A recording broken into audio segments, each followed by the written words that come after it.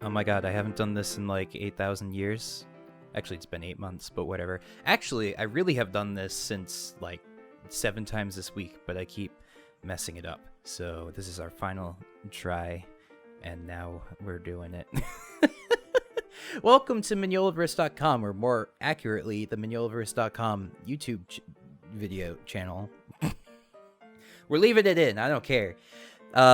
Yes, I'm doing these now. I finally have a camera. A person who went to film school, didn't have a camera, and now I finally own one, and it actually is decent and works. I'm not using my stupid iPhone anymore.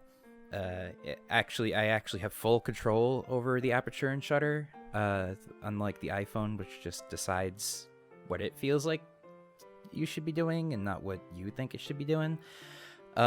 Otherwise, the setup is pretty ghetto. I mean, I don't even have a pop filter for this mic. I just got this mic last week. This is my first thing ever using it in, and I didn't have a pop filter, so I just found a dead cat. This not an actual dead cat. It's a film. I just look up film dead cats. It's a thing. It's not actually a dead cat. It doesn't even fit this. I wrapped it around with like a cord.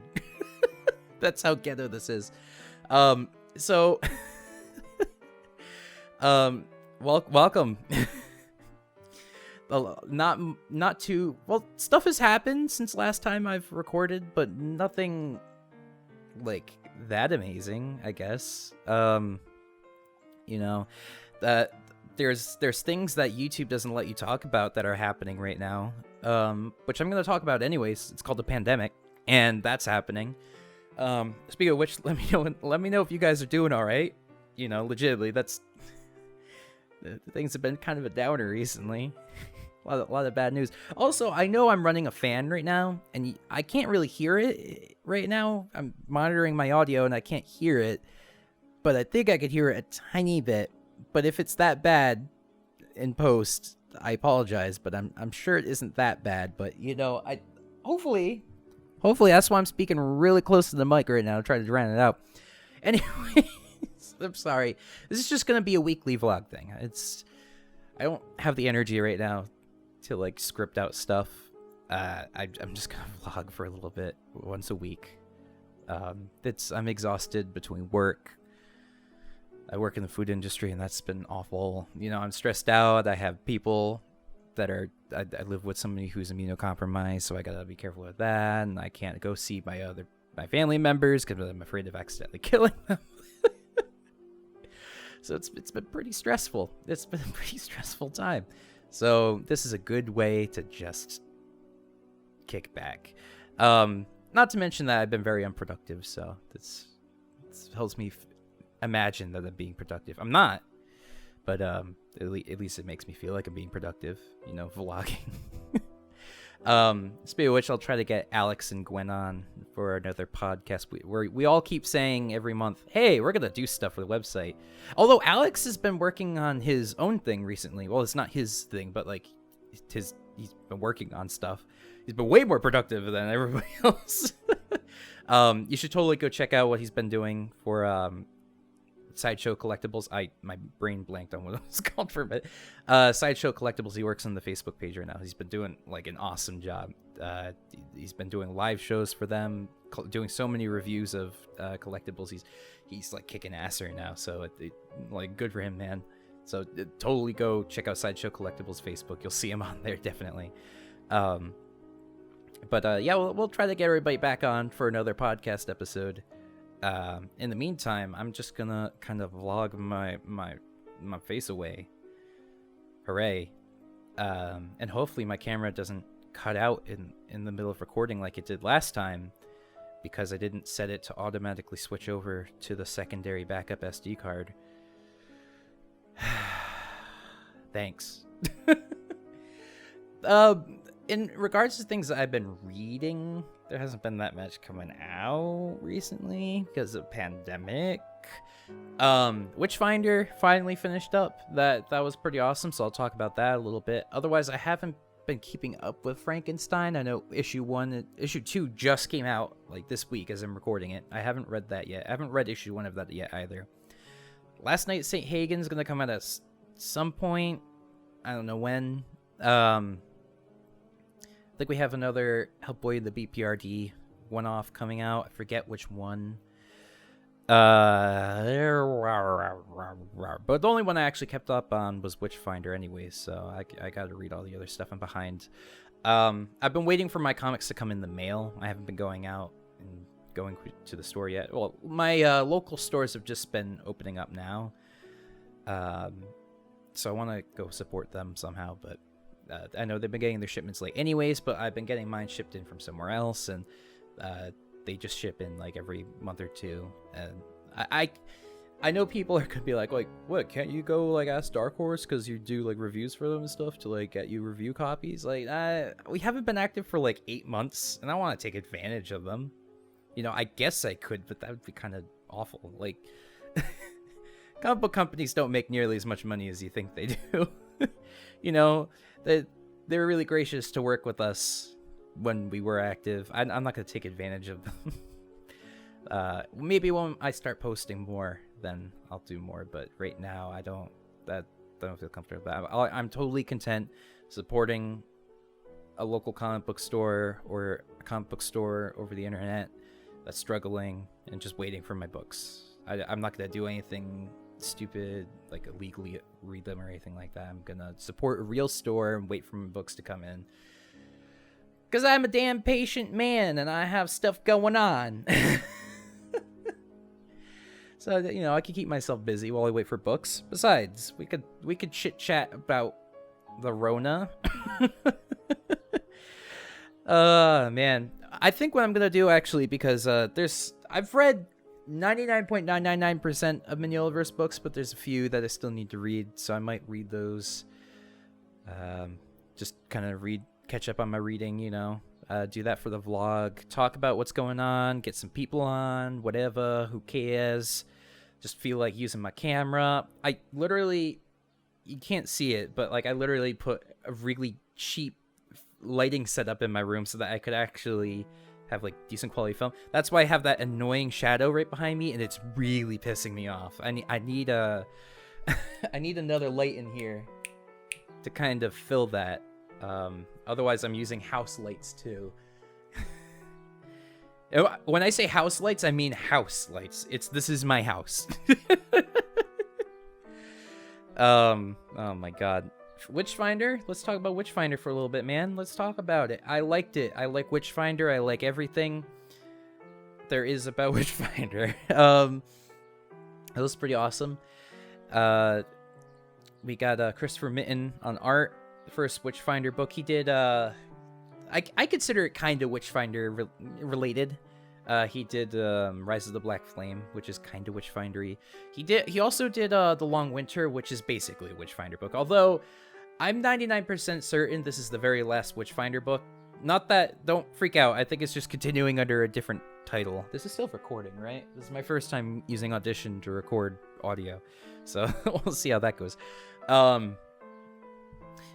I'm pretty certain it's gonna continue under the banner of like Tales from the Silver Lantern or something like that. Well, I think that's gonna be a one-shot, he said, but it's gonna have Silver Lantern probably in the title or something, or it's gonna be Witchfinder Buddies or something, because it's gonna be more of a Sarah Jewell and Edward Grey book together. And if The Long Winter is anything to go by, I'm expecting it to be X-Files in the 1800s, which I know, I know Chris Robertson, huge X-Files fan. Me, huge X-Files fan. 1800s, huge 1800s fan. I'm okay with that. I'm totally okay with that. If Edward Grey turns out to just be Mulder and Sarah Jewell she knows about the paranormal, so she's less of a Scully than Scully is. But in The Long Winter, she still is kind of more on a skeptic, on the skeptic side of things. So I think she's still kind of got that Scully vibe to her. So I'm totally okay with that. I love the X-Files. So if this is the X-Files in the 1800s, I'm so excited for it. This could be great. But regardless on this issue, I mean, when it comes to the artists, you know where you're getting. It's gonna be great. I mean, the the colors by this is Michelle. Yeah, Michelle Madsen did the colors on this. At least I think. Yes, I see my issue over there. It is Michelle Madsen. And we also got cover art by the covers. They were colored by somebody else. I'm not sure if they were colored by Christopher Mitten, but they were drawn by Christopher Mitten. I know they're colored by somebody else because they have the weird fuzzy cheek things going on. Sorry, I'm listening to my own audio, screwing with my head. They got the fuzzy cheek thing going on that the Hellboy, the BPRD, Tales of New Hampshire, I forget the name of it. They had that thing going on that I loved. And I hope they pair that with every Christopher Mitten art from here on out, because there's something about the rosy cheeks I just dig. I don't know. I think it's adorable. I don't care. I don't care. I love it. I think it's adorable, and I want it to stay. I don't know. I thought it was cool. I don't know what it was so appealing about it to me. I'm just very weird. Anyways. Oh man, whoever did the coloring on that did that. I like it. In regards to the book itself, it was good. I guess if I'm gonna rank all the Witchfinder books, I feel like... See, I'm trying to word this in a way where, because the minute I say this, everybody's gonna go like, oh my god, he's really ranting on this book. And I'm trying to not make it sound like that, because it's really a minor gripe, because I adored this book to death. But I think maybe this book was like a bit more predictable than the other ones. Not that the other Witchfinder books, they all have genre cliches in them. You know, they literally, half of them are just genre tropes spun onto the 1800s. Like, it's just a Western, but with Edward Grey in it. Vampire story. You got, like,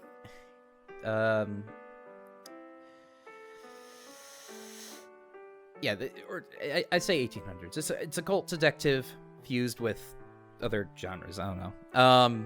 Regardless, they're all pretty. They all have genre cliches in them. So it's really saying that it's predictable is not like a huge deal to me.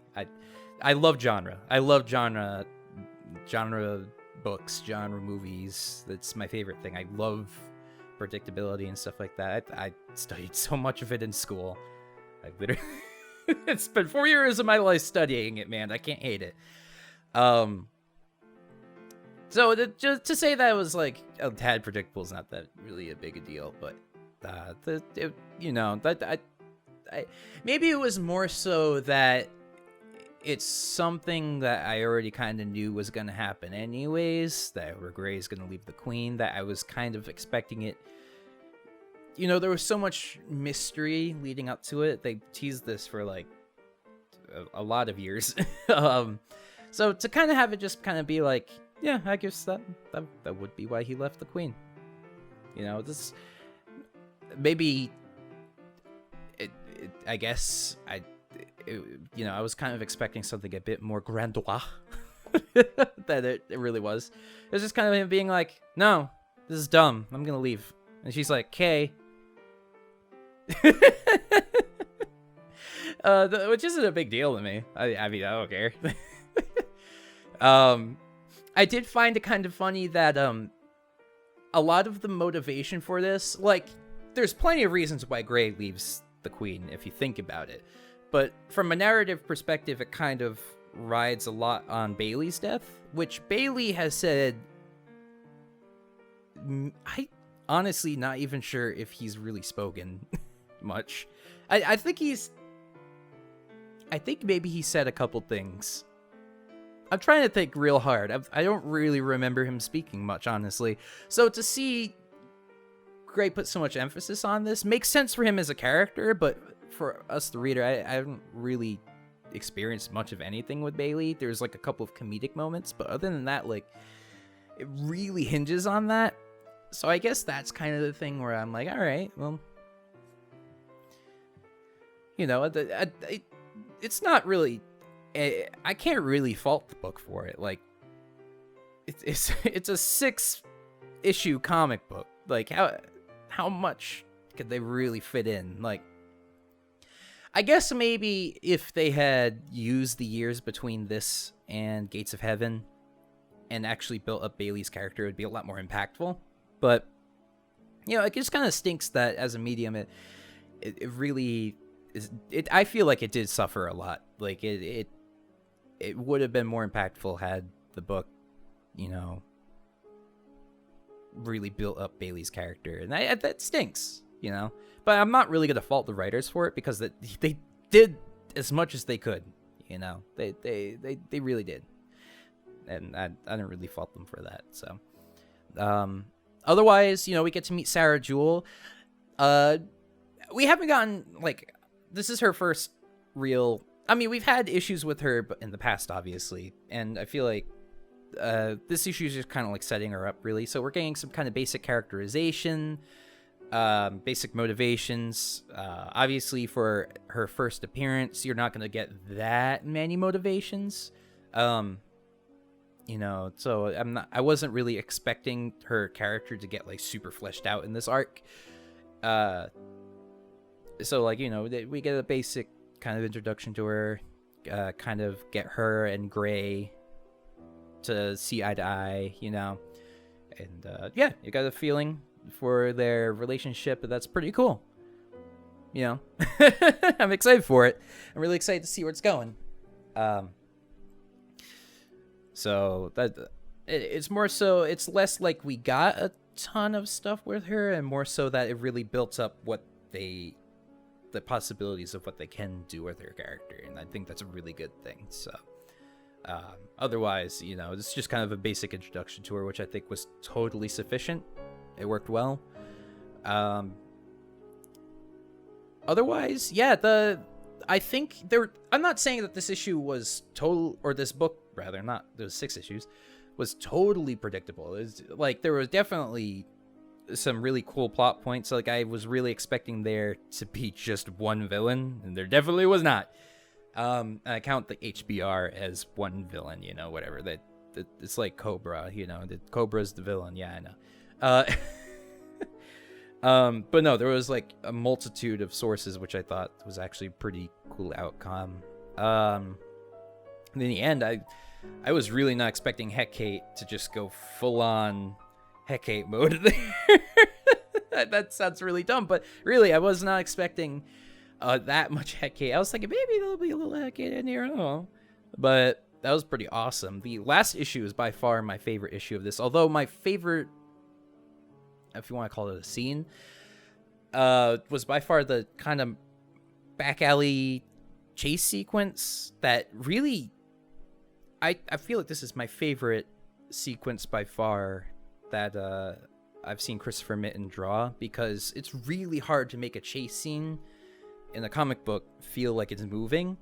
And you see chase scenes all the time in the Mignolaverse, and like the artists do a great job, but it's really difficult to make it feel like there's like it's riveting and moving, you know. It's a steel medium, it's inherent. And that was like one of the rare occasions where I felt like it was like, wow, this is actually a real chase sequence. And I think that's by far my favorite scene I've ever seen Christopher Mitten draw. So that was sick. I love that. It reminded me a lot of the market sequence in Ghost in the Shell, if you've ever seen the original 1980s movie. 1980s? I think, yeah, it was 80s. No, 90s. It was 90s. Regardless, it reminded me of that scene, if you know what I'm talking about. It gave me major Ghost in the Shell vibes, which is one of my favorite movies of all time, so it's definitely a good thing on my end. And otherwise, like, yeah, I want to make sure I talk about all the positives of this if I'm going to lead in with the negative. Edward Gray, you got a lot of views into his mindset in this. I don't, that's a really dumb sentence to say, but I don't know how to put it. You get to see him change as a character a lot, where especially in the previous issue, or I keep saying issue, in Gates of Heaven, you get to kind of see that he has a bit of a chauvinist side to him. and you get to kind of see that change on its head, which I definitely think was the plan. I kind of wish they developed that a little bit more. I think that angle, they could have really done a lot with that, but it kind of like came and went. Like, where in the previous books, I never really got the feel for him having that show his side, because he kind of talks with Goad and they make some like jokes about it once in a while, but really overall he's always kind of been, I don't know, I never really got to see that much. And then it really came out in Gates of Heaven, and I feel like if they had, like I said, I feel like had they expanded upon that more, that narrative point really could have gone very far. But unfortunately, it's kind of like there, and then it gets solved in this book. So I don't think we might see that come back a bit more, but I would really like them to kind of deal with that a bit more. Because for it to just be brought up and then just kind of leave, it's kind of disappointing. So I think they actually probably will. It's probably gonna be hit on a bit more, but otherwise, what else did we get? I don't know. I'm trying to think of all the scenes we got. We got topless Edward Grey, so that's important. Otherwise, this is also the first book where he's kind of dressed more so in the, like, when we see him with the long hair. And I mean, we've gotten issues that take place in the future, but this chronologically of Witchfinder, this is the first book where we really see him dressed without the bow tie. We see him dressed more so like with the long hair and the longer beard, and so that's pretty interesting. His outfit is, I remember Disraeli, if that's how you pronounce his name correctly, Disraeli, that's his pen name. I remember him saying that, like, he drew the book, like, it was supposed to be like a gradual progression into him, like, having that longer beard and the longer tie. And that was initially the plan, but then he drew the whole book, like, with the original bow tie, and then he was on Twitter saying, like, oh no, I didn't realize that. And Chris Roberts was like, oh, it's cool, man, it's cool. which was kind of funny. So that, yeah. I bet they have plans going for the years in between. I want to see, though. I'm really curious about what has happened there. And I really hope they do a lot to kind of fill in those gaps. That's really what I'm burning for there. So, otherwise, yeah, everything's still recording. Oh, thank God. I don't want to record this anymore.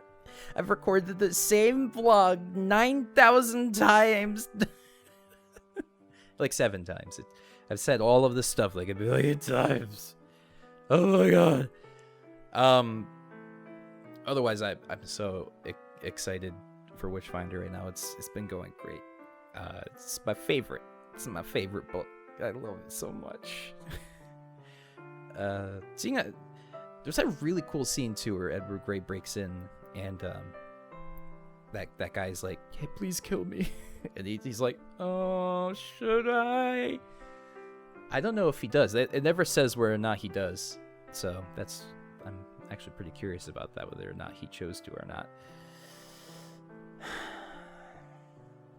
I gotta get caught up on more of the oh, I think I just got some dust in my throat. It's not the Rona. I've been so careful. I've been washing my hands like non-stop. Like I said, I work in the food industry, so I've been like, my hands are like peeling off my body.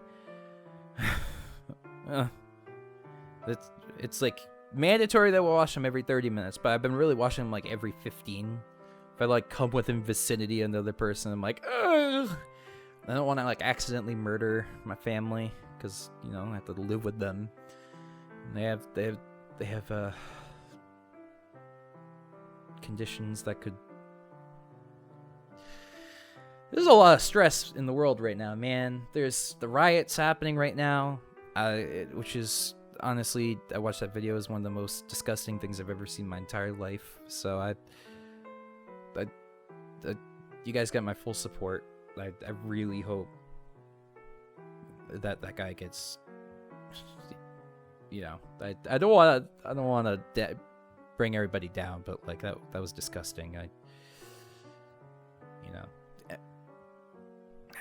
I can't believe that guy just lost his job and that was all he did. That was frankly disgusting. But there's so much going on right now. Hope you guys are staying safe, you know. And let me know in the comments. I'll be doing more stuff. I'll try to get everybody else on and see what they're doing. You know, maybe I'll do some live stream stuff. Who cares? I don't know. I have a good idea. I should play all the old Hellboy video games. I have played them before. They're real bad. Not really, actually. The Hellboy PS1 game is that Asylum Seeker? Yeah, that's Asylum Seeker. Is awful. That game's just, I'm sorry, that game's so bad. But it's delightfully bad. The second game, Hellboy, The Science of Evil, I played, and it's just kind of unfinished. It feels like they were really doing something awesome with it, but it just feels like it was unfinished, which stinks. But what they were going for is clearly sick, and I loved it. But yeah, it's just redundant, repetitive. Feels like they had to last minute fill it in with a bunch of content that was planned to be much better than it actually turned out to be. So it's kind of like boring. That's unfortunate, but I'll still play it because I don't nothing else to do. So don't expect too high a quality of content. I just kind of want to hang out and vent and blog and stuff, and I'll get everybody else to come on. Is there anything else?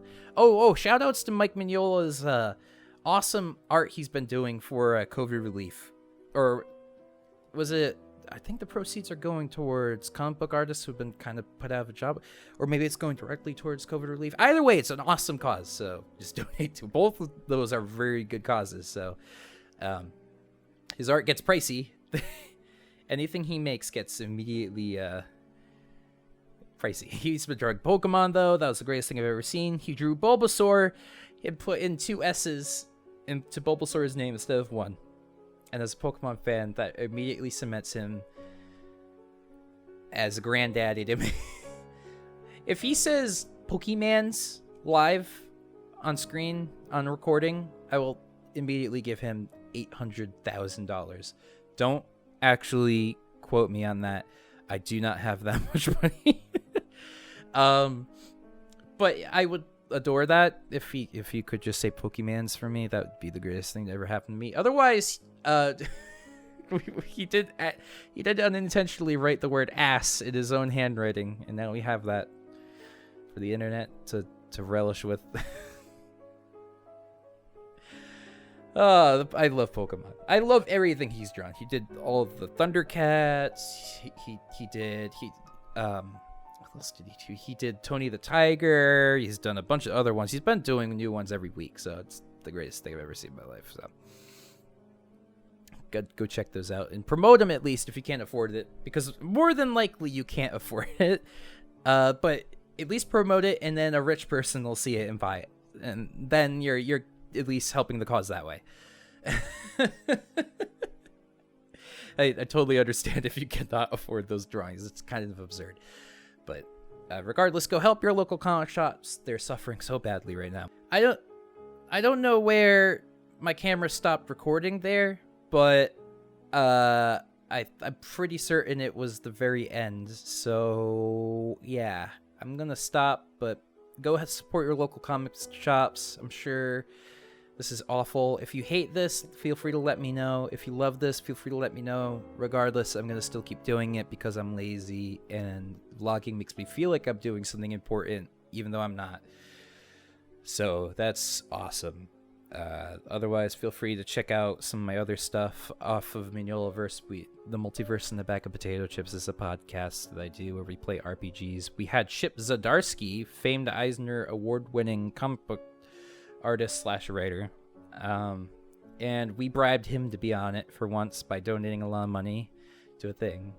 And he was like, okay. And he got on it. He was like, man, you guys are not nearly as famous as I thought you were going to be. Regardless, he was awesome. I love that man. So go check that out. Otherwise, let me know what's up. I'll keep doing this every week. Let me know what you want me to do, and I'll do it. Okay? Support your local comic shops. They're dying. Not dying, but they are kind of dying. They really need your help. Cut!